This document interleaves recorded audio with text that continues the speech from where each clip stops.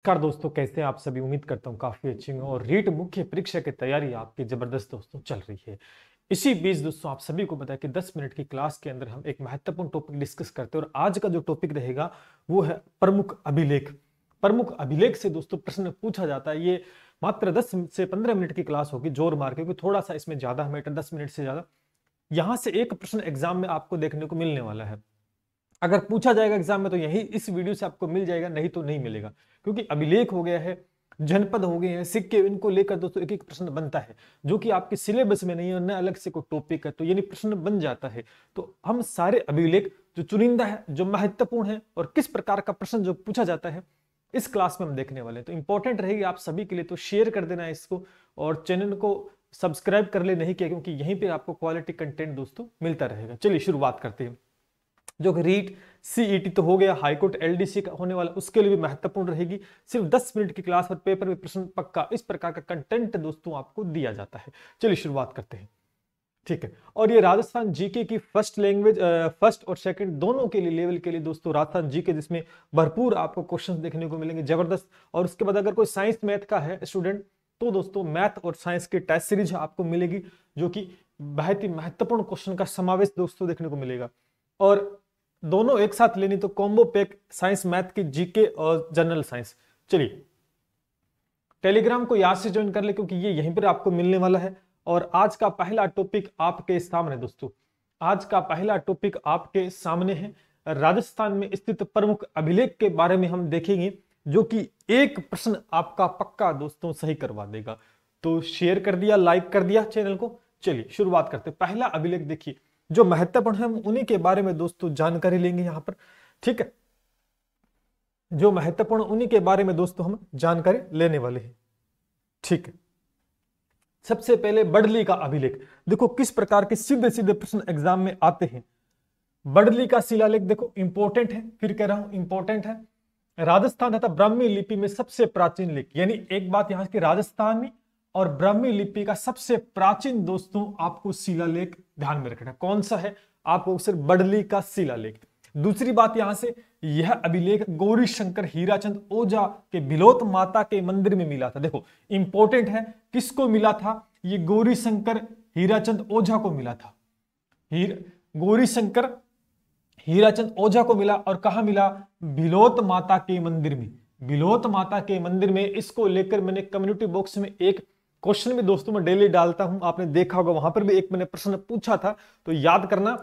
बड़ली का शिलालेख मिला था बिलोत माता के मंदिर, किसको? गौरी शंकर हीराचंद ओझा को। सबसे प्राचीन राजस्थान ब्राह्मी लिपि का है। यह राजस्थान का सबसे प्राचीन अभिलेख है, जो कि वर्तमान में कहां पर है? स्थित है अजमेर संग्रहालय में सुरक्षित है। कहां पर दोस्तों? अजमेर संग्रहालय में सुरक्षित है। तो यहां से जो प्रश्न एग्जाम में पूछा जाएगा, निश्चित रूप से आपको बता दूं कि ये लाइन जो है यहां से प्रश्न पूछेगा। यहां से ये लाइन आपकी इंपॉर्टेंट है कि किसको मिला बड़ली का शिलालेख? गौरी शंकर हीराचंद ओझा को। कहां पर? बिलोत माता के मंदिर। और प्रश्न इस प्रकार से कि बिलोत माता के मंदिर से संबंधित अभिलेख है, तो आपका उत्तर होगा बड़ली का शिलालेख हो जाएगा। दूसरी लाइन ये इंपॉर्टेंट बन सकती है अजमेर वाली, कि कहां पर सुरक्षित है? अजमेर संग्रहालय में सुरक्षित है, हो जाएगा। चलिए आगे बढ़ जाते हैं, अगला देखते हैं। अगला आता है घोसुंडी का शिलालेख। ये भी दोस्तों इंपॉर्टेंट, ये भी आपका इंपॉर्टेंट है, घोसुंडी का शिलालेख। देखो सबसे पहली बात इसमें, यह लेख कई शिलालेखों में टूटा हुआ है। तो इंपॉर्टेंट बात, कौन सा शिलालेख है जो कि टूटा? शिलालेख का मतलब शिला पे लेखन का कार्य किया गया था। शिला जो होती है, चट्टान जिसको हम बोल सकते हैं, उस पर लेखन कार्य दोस्तों जो किया गया था, तो शिलालेखों में टूटा हुआ है। कौन सा है? आपका घोसुंडी का शिलालेख। पहला प्रश्न तो यहां से। दूसरा, इसमें एक बड़ा खंड उदयपुर संग्रहालय में स्थित है, तो एक इसका एक बड़ा भाग है, वो कहां पर है? उदयपुर संग्रहालय में स्थित है। जो मैंने लाइनें लिखी है वो इंपॉर्टेंट है और एग्जाम में वही पूछी जाएगी। गोसुंडी का शिलालेख नगरी चित्तौड़ के निकट गोसुंडी गांव से प्राप्त हुआ। इंपॉर्टेंट है, कहां से प्राप्त हुआ? ये चित्तौड़ के निकट दोस्तों गांव है गोसुंडी, वहां पर दोस्तों ये प्राप्त हुआ था। उसके बाद में इस लेख में प्रयुक्त की गई भाषा क्या है दोस्तों? संस्कृत और लिपि ब्राह्मी है, ठीक है। और ये इंपॉर्टेंट कि गोसुंडी शिलालेख है वो सर्वप्रथम और डॉक्टर D.R. भंडारकर द्वारा पढ़ा गया। किसके द्वारा पढ़ा गया? Doctor G.R. भंडारकर द्वारा दोस्तों पढ़ा गया। तो इंपॉर्टेंट कितनी बातें होगी? कि गोसुंडी शिलालेख शिलालेखों में टूटा हुआ इसका भाग है। यह टूटा हुआ कौन सा? तो गोसुंडी। इसका एक बड़ा भाग कहां पर स्थित है? उदयपुर के अंदर स्थित है। इस लेख में कौन सी भाषा का प्रयुक्त हुआ है? संस्कृत और ब्राह्मी लिपि का। और इसके द्वारा पढ़ा गया था डॉक्टर D.R. भंडारकर द्वारा दोस्तों पढ़ा गया था। आई होप कि आपको याद हो गया। बस 2-3 लाइनें हैं हर शिलालेख की, अभिलेख की, यहां से आपको आराम से एक प्रश्न मिल जाएगा। चलिए इसी के साथ आगे बढ़ जाते हैं। नेक्स्ट आपका आता है बिजोलिया शिलालेख। नेक्स्ट आता है आपका बिजोलिया शिलालेख। देखो बिजोलिया शिलालेख के अंदर अजमेर के चौहानों का वर्णन है, आप सभी को पता है, हमने वहां पढ़ा था बिजोलिया के बारे में, जिसकी रचना गुणभद्र ने 1170 ईस्वी में की थी। वही ये बिजोलिया अब शिलालेख है। देखो बिजोलिया शिलालेख के पार्श्वनाथ के मंदिर, पार्श्वनाथ के जैन मंदिर के पास एक चट्टान पर उत्कीर्ण 1170 में इस शिलालेख को जैन श्रावक लोलाक द्वारा मंदिर के निर्माण की स्मृति में दोस्तों बनवाया गया था। 1170 में गुणभद्र के द्वारा दोस्तों रचना की गई थी। देखो ये लिखा, गुणभद्र की रचना दोस्तों की गई थी। और यहां पर दोस्तों जब ये बिजोलिया किससे संबंधित? चौहानों से संबंधित। देखो इस अभिलेख में सांभर अजमेर के चौहानों का वर्णन देखने को मिलता है। किसका मिलता है? चौहानों का। सीधा सीधा प्रश्न एग्जाम में आता है कि चौहानों का वर्णन, सांभर के चौहानों, सांभर व अजमेर के चौहानों का वर्णन किस शिलालेख में है? तो आपका उत्तर बिजोलिया शिलालेख में दोस्तों देखने को मिलता है। और इसके अंदर भी दोस्तों संस्कृत भाषा है उसका प्रयोग किया गया है। ठीक है, आराम से याद हो जाएगा। देखो बिजोलिया शिलालेख की किस रचना की थी? गुणभद्र ने। कब? 1137 ईस्वी के अंदर। किसका उल्लेख मिलता है? चौहानों का उल्लेख मिलता है। ये 3 बातें आपको मेजर ध्यान रखनी है। नेक्स्ट आगे चलते हैं। अच्छी लग रही क्लास तो लाइक कर दें, शेयर कर दें और चैनल को कर लें सब्सक्राइब।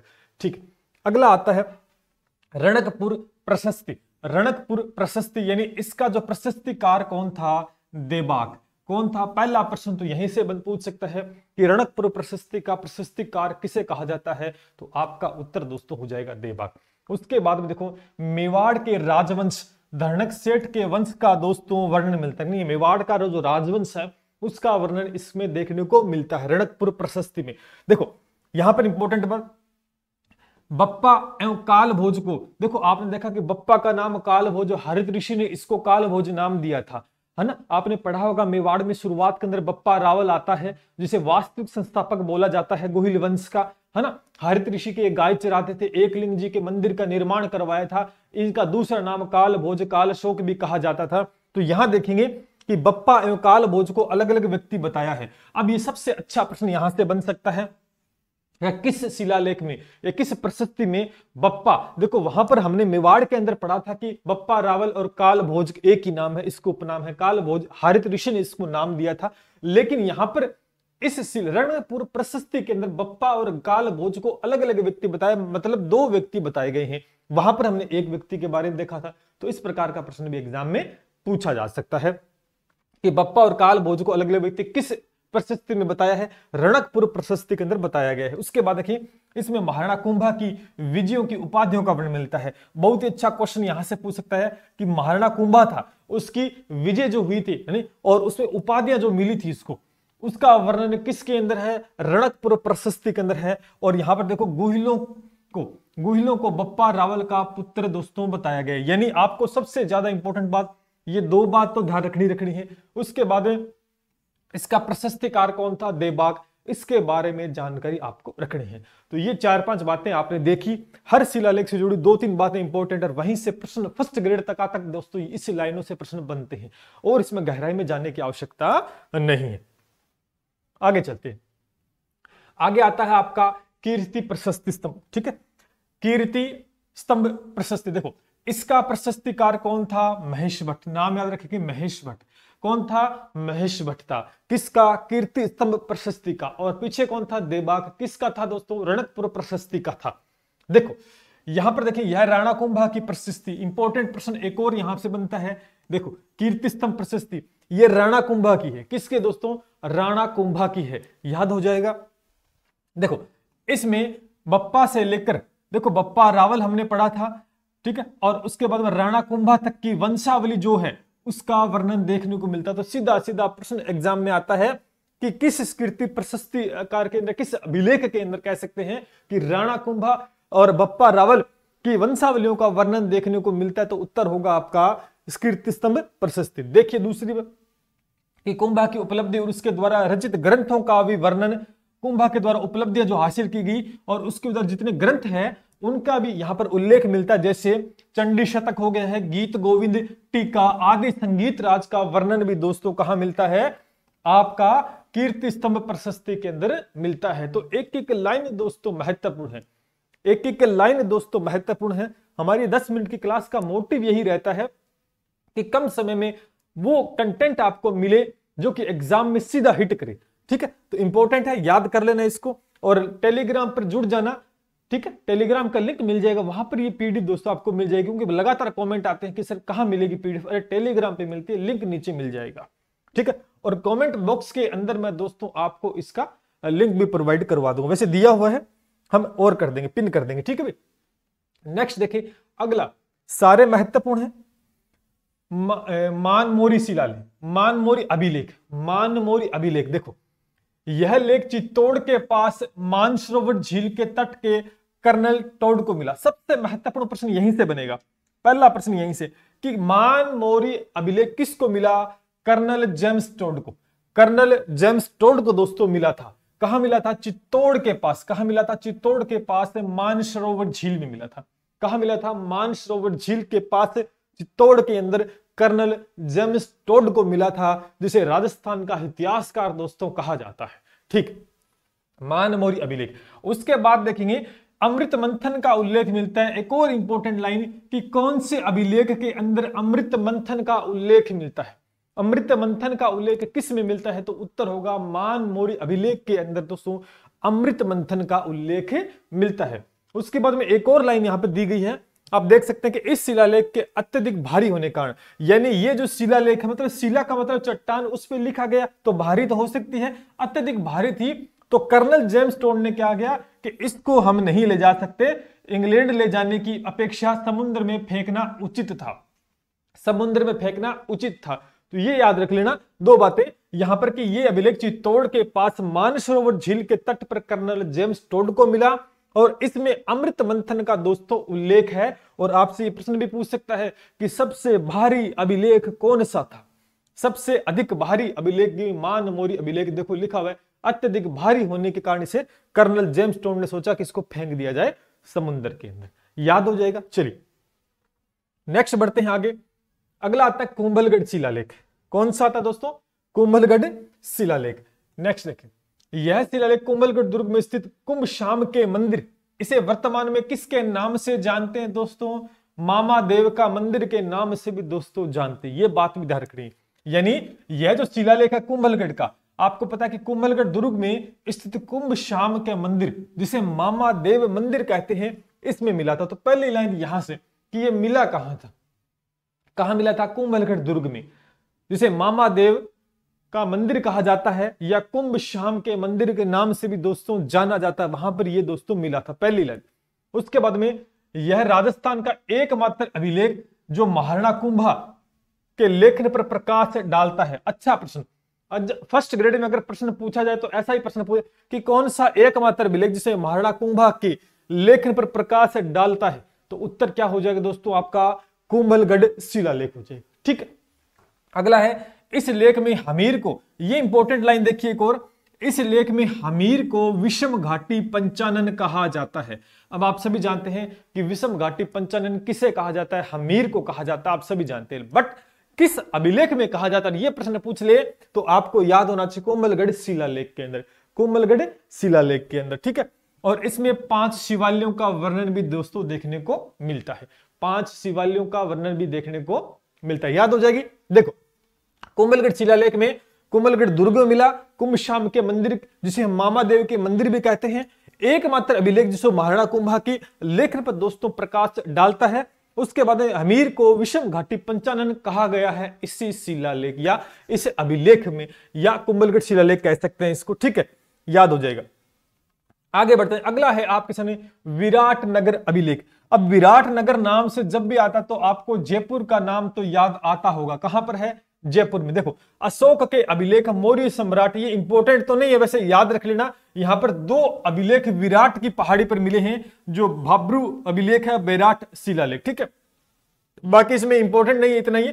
अभिलेख से अशोक के बुद्ध के धर्म का अन्याय होने का सिद्ध होता है। बट पढ़ लेना इस लाइन को, आपकी रीट में आई थिंक नहीं पूछा, ये फर्स्ट ग्रेड में इंपॉर्टेंट रहता है। फिर मैंने ये पूछा था कि विराटनगर अभिलेख में किसका वर्णन, अशोक का वर्णन है। ठीक है, अशोक का वर्णन है। आगे चलते हैं, चिरवे का शिलालेख, यह भी महत्वपूर्ण दोस्तों, चिरवे का शिलालेख यह भी आपका महत्वपूर्ण है। ठीक है, देखेंगे यहां पर चिरवे का शिलालेख में मैंने एक प्रश्न भी डाला था कि इसके रचयिता कौन है, रत्न प्रभु सूरी है। रत्न प्रभु सूरी व पार्श्व चंद और उत्कीर्णकर्ता पूछ ले तो देलहन है। कौन है, देलहन है। याद करना, रचयिता और उत्कीर्णकर्ता दो अलग अलग है, याद कर लेना, ये भी इंपॉर्टेंट है। देन उसके बाद अगर हम देखें यहां पर देखो, चिरवा शिलालेख के समय मेवाड़ का शासक कौन था, और इसको लेकर मैंने एक कम्युनिटी पोस्ट भी डाला था, अगर आपको याद हो, देख वो क्वेश्चन देखा करो, महत्वपूर्ण डालता हूं वहां पर। तो चिरवे शिलालेख के समय मेवाड़ का शासक समर सिंह था। कौन था भैया, समर सिंह था। चिरवा गांव उदयपुर में दोस्तों 8 किलोमीटर दूरी पर है, यह भी याद करना, कहां पर स्थित है, उदयपुर से दोस्तों 8 किलोमीटर। और चिरवे शिलालेख में संस्कृत में 51 श्लोकों का वर्णन है। कितने श्लोकों का वर्णन है, इंपॉर्टेंट है, 51 श्लोकों का वर्णन है। और चिरवा शिलालेख में गोहिल वंशी, बप्पा, पदम सिंह, चैत्र सिंह, तेज सिंह, समर सिंह का दोस्तों वर्णन मिलता है। तो यह भी एक महत्वपूर्ण शिलालेख दोस्तों आपको ध्यान में रखना है। चिरवे का शिलालेख कहां पर है, उदयपुर के अंदर है। कहां पर है, उदयपुर के आसपास 8 किलोमीटर स्थित है दूर। रचिता देख लेना, उत्कीर्णकर्ता देलहन है। उसके बाद में समर सिंह मेवाड़ का उस समय दोस्तों क्या था, शासक था। और बप्पा, पदम सिंह, चैत्र सिंह, तेज सिंह, समर सिंह का उल्लेख दोस्तों मिलता है। चिरवा का शिलालेख याद हो जाएगा। चलिए, ज्यादा बड़ा नहीं है, दो तीन लाइनें हैं, 2-3 ही पेज हैं इसके, आप देखेंगे तो ठीक है मिल जाए। अगला दोस्तों आता है आपका रशिया की छतरी का शिलालेख। रशिया की छतरी का शिलालेख, देखो ऐसे तो बहुत है, लेकिन मैं सिर्फ महत्वपूर्ण ही आपको करवा रहा हूं, जो कि एग्जाम के अंदर आपसे प्रश्न पूछा जा सकता है। देखो, रशिया की छतरी का शिलालेख, यहां से देखो, दक्षिणी पश्चिमी राजस्थान के पहाड़ी भाग में, दक्षिणी पश्चिमी राजस्थान के पहाड़ी भाग की वनस्पति का चित्रण दोस्तों कहां मिलता है, रशिया की छतरी के शिलालेख में दोस्तों मिलता है। देन उसके बाद में इस शिलालेख की एक शिला बची हुई है, जो चित्तौड़ के पीछे दीवार पर लगी हुई है। ठीक है, याद रखना, बस इंपॉर्टेंट नहीं है, बस याद कर लेना इसको। रशिया के क्षेत्र के राज पहाड़ी वनस्पति का चित्रण है। दूसरा, यहां पर इस शिलालेख में आदिवासियों के आभूषण, वैदिक परंपरा, शिक्षा के स्तर की समुचित जानकारी दोस्तों मिलती है। यह लाइन महत्वपूर्ण, इसको देख लेना, यह लाइन महत्वपूर्ण है, इसको आप देख लेना। वनस्पति का चित्रण किस शिलालेख में है, तो रशिया की छतरी का शिलालेख के अंदर दोस्तों देखने को मिलता है, जो चित्तौड़ के पीछे, चित्तौड़ के पास है। ठीक है, आगे देखिए, आबू का शिलालेख। आबू का शिलालेख लेख में कितने श्लोक हैं, 62 श्लोक हैं। और रचना किसने की थी, वेद शर्मा ने की थी। किसने रचना की थी, वेद शर्मा ने की थी। बप्पा से लेकर समर सिंह तक, देखो बप्पा से लेकर समर सिंह तक मेवाड़ शासकों का वर्णन दोस्तों मिलता है। और इस शिलालेख से लेखक का नाम शुभचंद्र था। कौन था भी, शुभचंद्र। और शिल्पी सूत्रकार का नाम पूछे तो करम सिंह था। वैसे तो इंपॉर्टेंट इतना ही है कि इसमें लेख देख लेना और रचना किसने की थी, ये पहली लाइन इंपॉर्टेंट है, बाकी आपको दिक्कत नहीं आएगी। बट पढ़ के जरूर चले जाना, जिससे कि आपको जो आपका सबकॉन्शियस माइंड होता है, यहां पर चीजें जब आप देखते हो, पढ़ते हो, तो वो स्टोर होती रहती है। लेकिन जब आप सामने जब क्वेश्चन आता है तो ऑटोमेटिक वो आपके सामने आ जाती है। चलिए, अगला आता है, ये भी इंपॉर्टेंट है, श्रृंगी ऋषि का शिलालेख। इसका सूत्रधार कौन था, याद कर लेना, पन्ना। इसका सूत्रधार कौन था, पन्ना। और यह लेख खंडित दिशा में है। ये लो, खंडित दिशा के अंदर है। कौन सा, श्रृंगी ऋषि का, जिसका एक बड़ा टुकड़ा खो गया है। लेख की रचना कविराज वाणी विलास योगेश्वर ने की थी। ये याद कर लेना।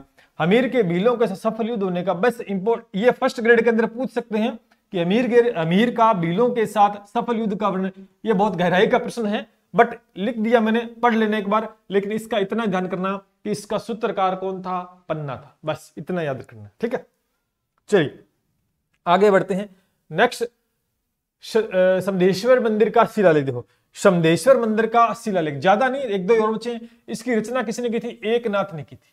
किसने की थी, इसमें मोकल द्वारा निर्मित विष्णु मंदिर के निर्माण का उल्लेख दोस्तों मिलता है। और शिशोदिया एवं परमार वंश की जानकारी भी दोस्तों यहां पर देखने को मिलती है। रचना इंपॉर्टेंट है, बाकी 2 लाइन देख लेना आ जाए, बट इससे नहीं पूछा जाएगा। बस रचना एकनाथ जी, ठीक है भाई, ठीक है।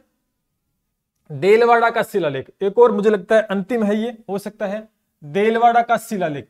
देखो इस शिलालेख में कुल कितनी पंक्तियां हैं? 8 पंक्तियां देखने को मिलती है, जिसमें आरंभ में 8 पंक्तियां दोस्तों संस्कृत भाषा के अंदर है और शेष जो 10 पंक्तियां हैं वो मेवाड़ी भाषा में है। ये इंपॉर्टेंट लाइन है, ध्यान करना तीनों, कि इस शिलालेख में 18 पंक्तियां देखने को मिलती हैं। शुरू की 8 तो संस्कृत में है और बाकी 10 किस में है? मेवाड़ी भाषा में। और इस लेख में धार्मिक, आर्थिक और राजनीतिक स्थिति का वर्णन, इंपॉर्टेंट नहीं है बट देख लेना। तो ये 2 लाइनें इसकी इंपॉर्टेंट है देलवाड़ा का शिलालेख के अंदर, ठीक है। आप देख पा रहे 2-3 लाइनें हर शिलालेख की है, विशेष नहीं ज्यादा। अगला आता राय सिंह प्रशस्ति, ये लीजिए अंतिम शिलालेख दोस्तों, राय सिंह प्रशस्ति। जूनागढ़ दुर्ग में दरवाजे पर है। तो कहां पर है? जूनागढ़ दुर्ग बीकानेर में है। कहां पर है दोस्तों? बीकानेर के, ठीक है। रचिता कौन है? जैन मुनि है, जैन मुनि। और इस लेख में बीका से राय सिंह तक का बीकानेर के शासकों की उपलब्धियों का वर्णन देखने को मिलता है। बाकी ये पढ़ लेना, इसमें कोई विशेष, ये तो फर्स्ट ग्रेड के लिए पूछ जाएगा, बट इंपॉर्टेंट ये 2 लाइनें आपकी हो जाएंगी। तो ये था राय सिंह प्रशस्ति, कहां पर? जूनागढ़ दुर्ग में दरवाजे पे दोस्तों लगा हुआ है, बीकानेर के अंदर। तो याद हो जाएगा मेरे हिसाब से। आगे देखेंगे कुछ है क्या आगे? मेरे हिसाब से तो 1 मिनट रुके, आगे नहीं है। ये थे भैया, ये थे आपके अभिलेख, मैंने बताए, ज्यादा बड़ी क्लास नहीं थी। एक बार नजर जरूर दौड़ा लेना, 2 बार पढ़ लोगे तो याद दोस्तों हो जाएगा, 2 बार पढ़ लोगे तो आराम से याद हो जाएगा। और फिर कह रहा हूं कि इंपॉर्टेंट शुरू के ही देख लेना, क्योंकि ये देखो वैसे तो बहुत है, वैसे तो बहुत है। इस टेलीग्राम को याद कर ले, ज्वाइन कर लेना, मैथ एसके नायक, लिंक मिल जाएगा नीचे। ये पीडीएफ अभी इसी क्लास के बाद दोस्तों आपको मिल जाएगी। बाकी ये कॉम्बो पैक है, इसको जरूर से एक बार रिवीजन कर ले। साइंस मैथ का भी है, जीके भी है और साइंस का है। और वरना फिर आपके सामने अगर जीके के अंदर दिक्कतें आ रही तो इसको लगाएं, आपको मजा आएगा। तो ये थी आज की क्लास। आई होप कि 10 मिनट से ज्यादा हो गए होंगे। अभिलेख के बारे में जरूर था बताना, क्योंकि यहां से प्रश्न बन सकता है। तो उम्मीद करता हूं कि बेहतरीन क्लास रही होगी आप सभी के लिए। तो लाइक शेयर सब्सक्राइब जरूर कीजिएगा। मिलते हैं इसी के साथ दोस्तों। जय हिंद, जय भारत।